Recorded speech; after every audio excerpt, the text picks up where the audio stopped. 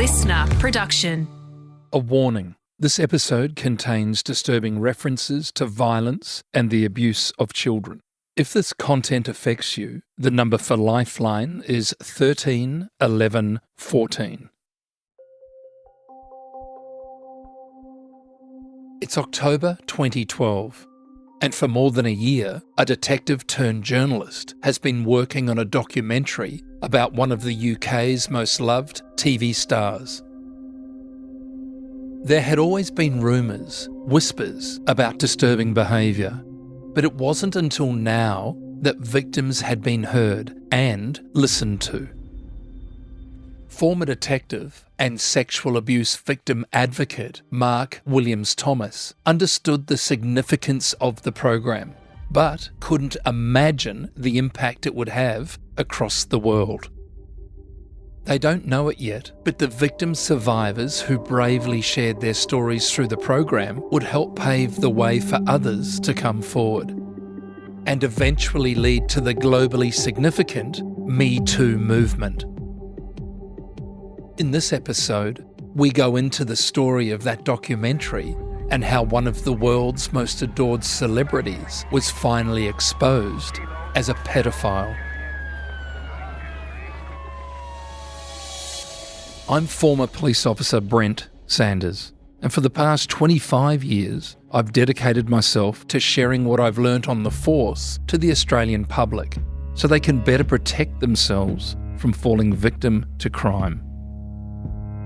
So with the help of some of the most respected current and former detectives and high-ranking law enforcement agents, we're going to pull back the curtain on what life is like on the force and what they've learned about how crime and criminals really work.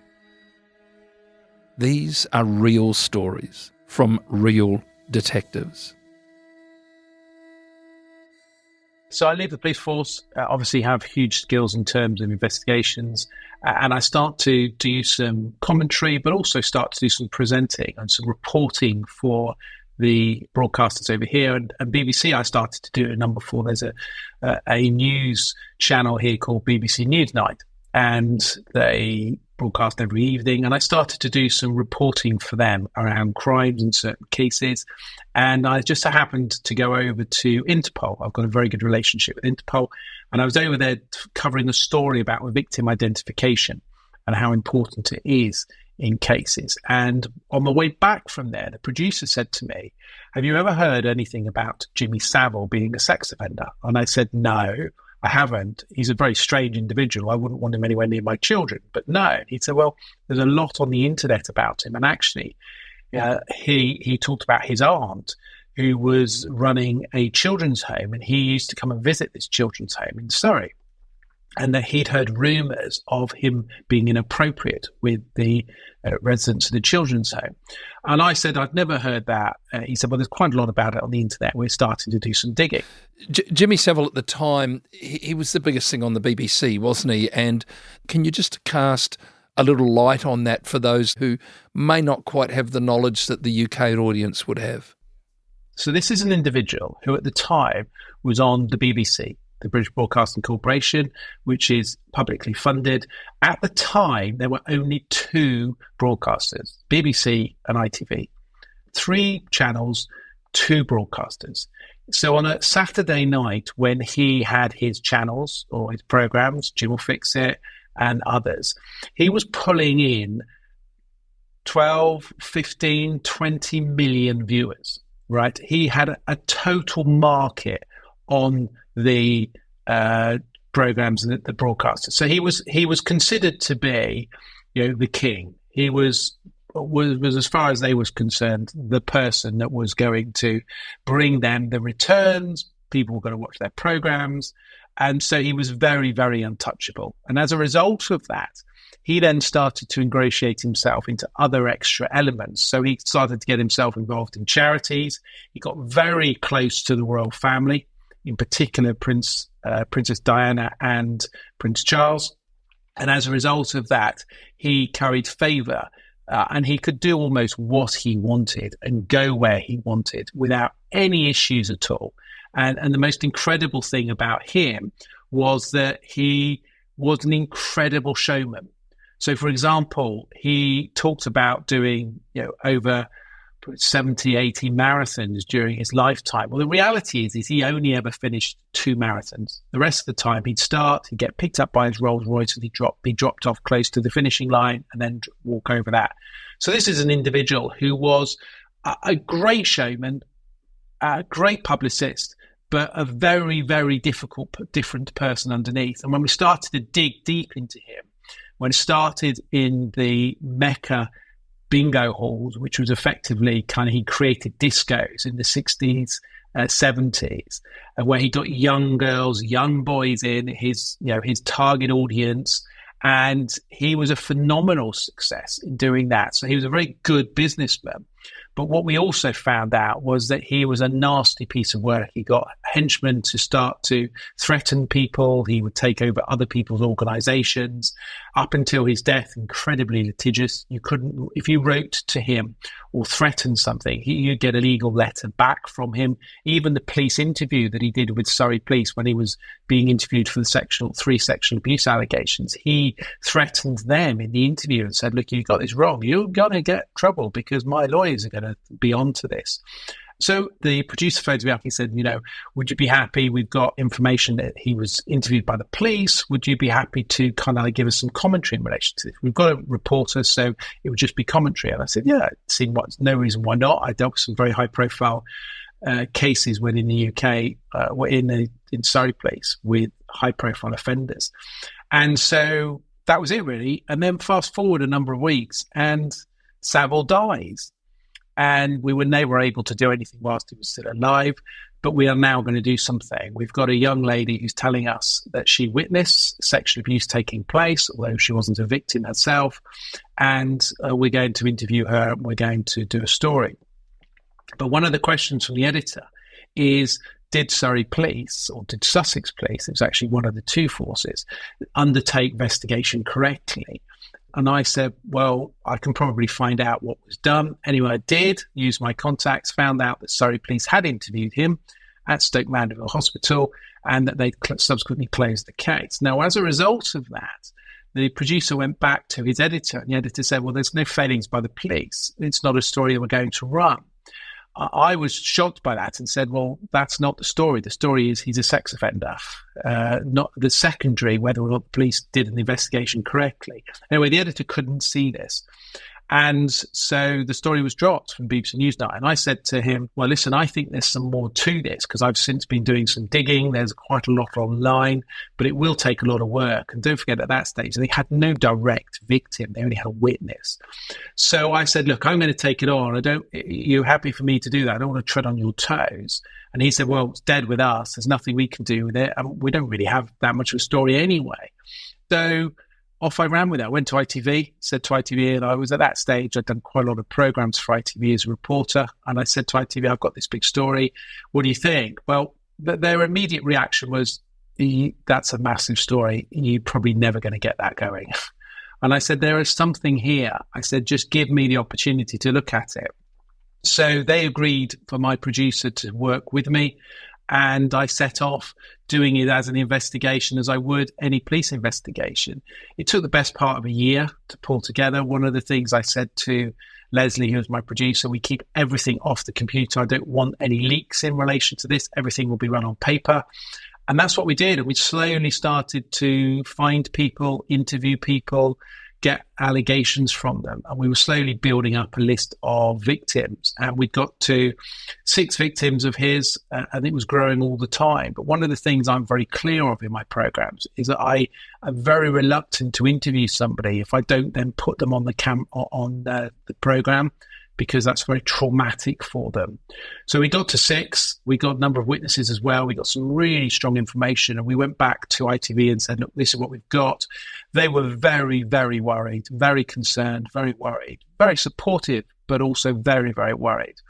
This was a man who was incredibly powerful. Even though he was dead, he still had huge power. And then a story ran, because we'd spoken to loads and loads of people, a story ran in one of the national newspapers here, the Mail on Sunday, who ran a story saying ITV are looking at this programme and it's in development. Now, ITV's response to that was, well, we always look at lots of programmes. They didn't confirm. that at all. So what happened off the back of that? Then some of the media outlets started to do interviews. We've got a number of radio stations here did some interviews, and one of them was doing an interview one afternoon, which was a phone-in saying, how dare Mark Williams-Thomas, try and destroy this man's credibility? What do you think about that? And I remember listening to the interview. They'd asked me to join that, and I didn't. But I remember listening to it, and all these people phoning up going, oh, he's such a nice man. He did so much for charity, helped all these people. So I started to get some real backlash. Some people really, really hated what I was doing. Anyway, we stayed with it. And then we went actually into to cut the program. And it's the only program I'm aware of that is being made that's not being commissioned. So commissions are given to programs when a sum of money, a budget is given so that their filming can take place.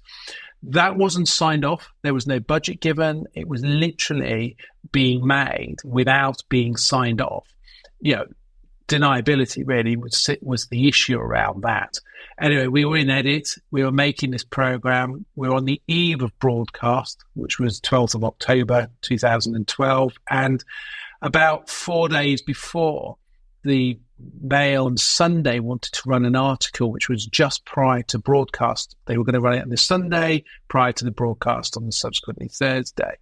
And the Mail on Sunday, I remember I was out watching my son play football. I got a phone call from the Mail on Sunday reporter saying, we've got this. It's not really big enough, but it's, there's some good bits in it, but is there any more? And I said, the story's the story. I said, it's up to you where you place it. Anyway, I also have a very good relationship with another national newspaper, the Mirror, and the editor of the Mirror I spoke to, and he said, yeah, we're going to run it, but we're going to run it on our front page. Anyway, a lot of pressure piled on really between the Sunday and the Thursday. People wanting to criticize the program. We put some snippets of the program out there now. Anyway, the program does broadcast. It broadcasts on the Thursday, and it is a huge, huge success. The impact of it was recognised across police forces, in the House of Parliament, specific mention in the House of Parliament of a programme that made such a difference. And we got a letter from the chief executive of the NSPCC saying that, as a direct result of our programme, over 1,000 children were saved. This was about a month after the programme went out. And the knock-on effect was astronomical. We resulted in an operation being set up by the Metropolitan Police, New Scotland Yard, called Operation Utri, which subsequently went to look at not just Savile's offending, but also other high-profile individuals. Because what happened, the fallout of the programme going out, was that within 4 hours of that programme being broadcast, I started to be sent emails from people saying he abused me, and then other people telling me about other high-profile celebrities that had abused them. So I would then start having weekly covert meetings with the police where I would share information with them that I had about other offenders. And as a direct result of that, I was subsequently instrumental in getting Rolf Harris, Max Clifford, and others prosecuted and convicted for their sexual offending over the many years. So it was a huge, huge thing. And I'm very proud to have been involved in something. It was a very small team, myself, my producer, my assistant producer, my executive producer. That was it. Very, very small team.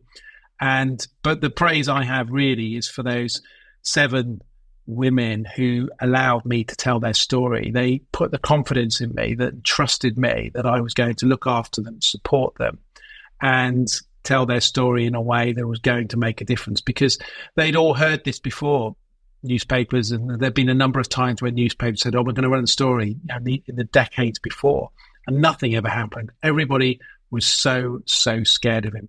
He was untouchable to such a degree that there were individuals out there who could have stopped him. Now, I put these into 3 categories. There are those individuals who were victims of his, who were never going to be able to talk because he was so powerful. There were other people who worked with him of an equal status, not victims, but had seen stuff or heard stuff. And I talk a lot of those who were probably nurses, doctors, prison officers, because he started to mix and ingratiate himself into 2 aspects, which was hospitals and the prison service. So we have hospitals up here where he basically started to go and do hospital wards. He set up a hospital called Stoke Mandeville, where he effectively financed, or he would charity raise for that. And then he ingratiated himself into a place called Broadmoor, which is one of the top security mental health hospitals in the UK. And he would be given free access to go around Broadmoor. He had his own set of keys, totally unqualified, his own set of keys to walk around and mix with some of the most dangerous offenders that have ever existed. And so this is a man that became so untouchable. And then there's those people that worked with him, and those would say things at times, but nobody listened to them. And then there's the third people, and these are the people who had the impact and could have made a difference. These are his bosses. These are the people who are the decision makers who put him into roles, both at the BBC, at hospitals, at Broadmoor, and who'd heard things but never acted on it, never did anything. We interviewed a BBC director who came out after the programme and said when he was in charge of Childline, he was suspicious of Saville and he stopped him from being involved in Childline, which is a charity, a big BBC charity programme. I interviewed him and I said to him, okay, if that's true, what you're telling me, then why is it, as a BBC director, you then allowed him to be involved in other BBC programmes without raising concerns with them? And he was speechless. He couldn't respond to that other than to say, well, it wasn't my role to stop them in those other places. I said, if it was your role as a BBC director, you should have passed that information. If what you're telling me is true, that you stopped him from being involved in BBC Childline, then why didn't you stop him involved in other things? There were people out there who could have stopped him. And there are people out there who knew things, and they've got away with it. They haven't been held to account in any way at all. It's disgraceful, really. I mean, they shouldn't be able to sleep. But he was incredible. I mean, he was friends with Prince Charles. He would be phoned up by Prince Charles during the course of his matrimonial difficulties with Princess Diana and asked if he could help, be a friend, be a shoulder to cry on. This is a man who'd never been in a relationship, never had a partner, and was very, very strange and very, very aloof. Yet he'd be friends with the royal family. He used to go into Buckingham Palace and have coffee with the staff there. An incredible individual. I don't think we'll ever see anybody as powerful as him again. There are other individuals who are powerful in the media, but he, and I've worked with a number of them, but he is literally, I've never seen anyone as powerful, because nobody now has the platform that he had, because he literally was on the BBC and there weren't all these other platforms. He got away with it. The sad reality is that he never faced justice whilst he was still alive. But there is a legacy, and the legacy is all those victims now have been heard, they've been listened to. And the knock-on effect, we've seen that, Harvey Weinstein and others who have faced prosecution. And there's undoubtedly, without the prosecution, without the exposure of Jimmy Savile, I do not believe people would have had the strength to come forward in relation to Harvey Weinstein and others.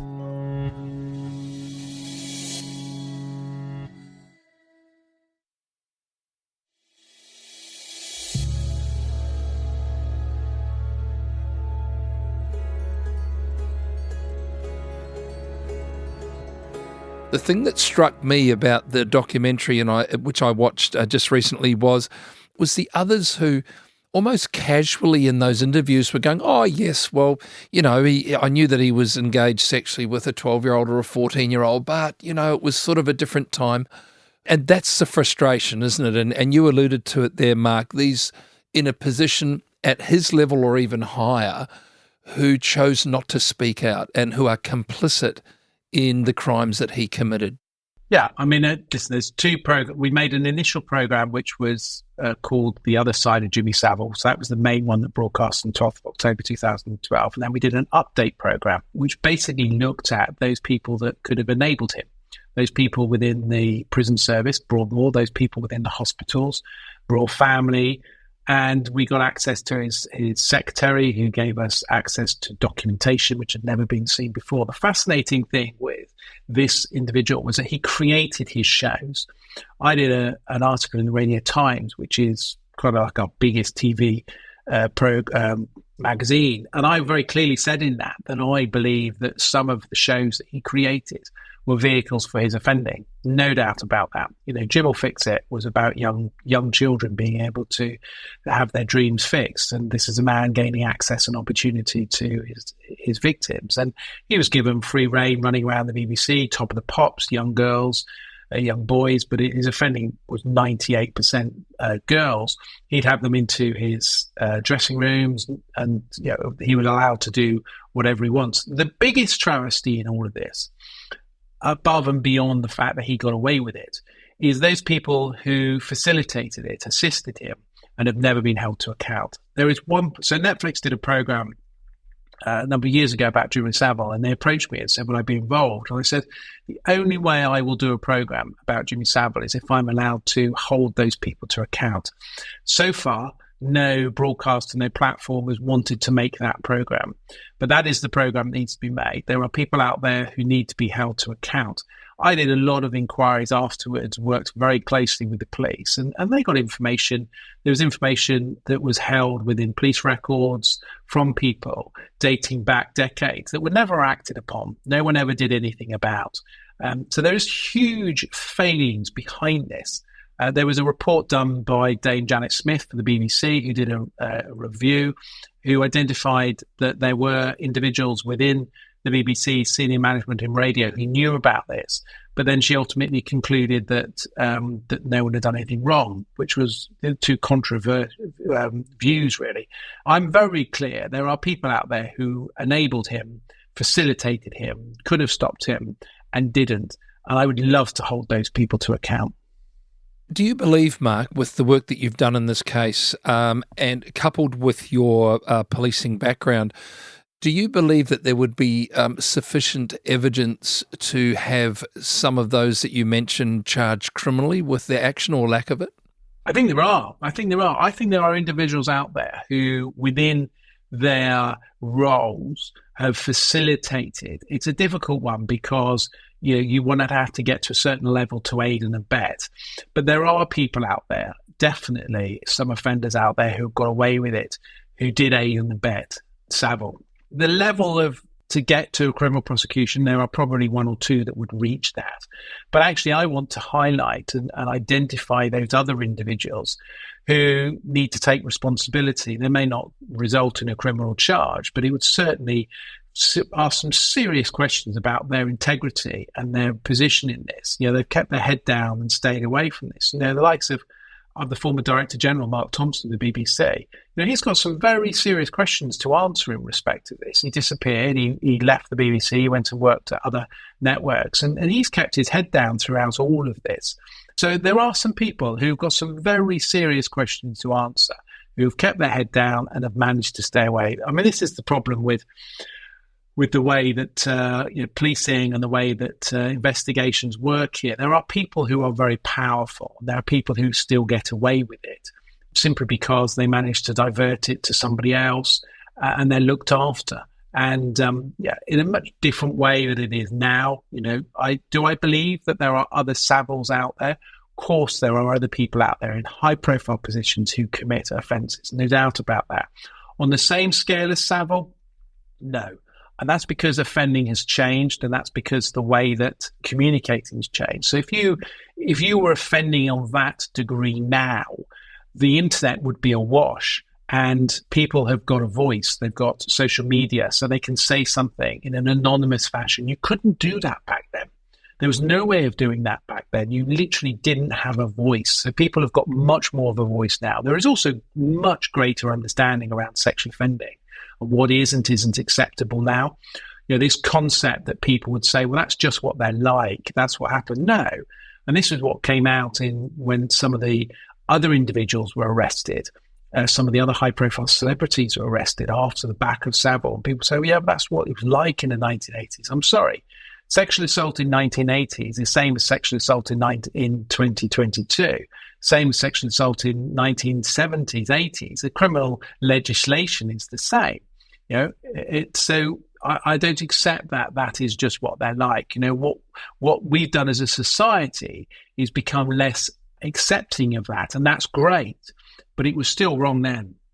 Mark, you mentioned that link more recently, the Harvey Weinstein case, which of course has had a lot of coverage. You mentioned also the link to Rolf Harris. Now, Rolf Harris, of course, is a name that many in Australia would be familiar with, another very high-profile entertainer who was, in fact, criminally charged and convicted and received a custodial sentence for child sexual crimes. You mentioned you believe there's a link and a flow-on from the Jimmy Savile investigation into the Rolf Harris charges and court case. Yeah, so, as a direct result of my program with Saville, I got contacted by two individuals actually, who told me that Rolf Harris had sexually abused them. So I subsequently did some inquiries in relation to that. I spoke to the police and I passed that information on to the police.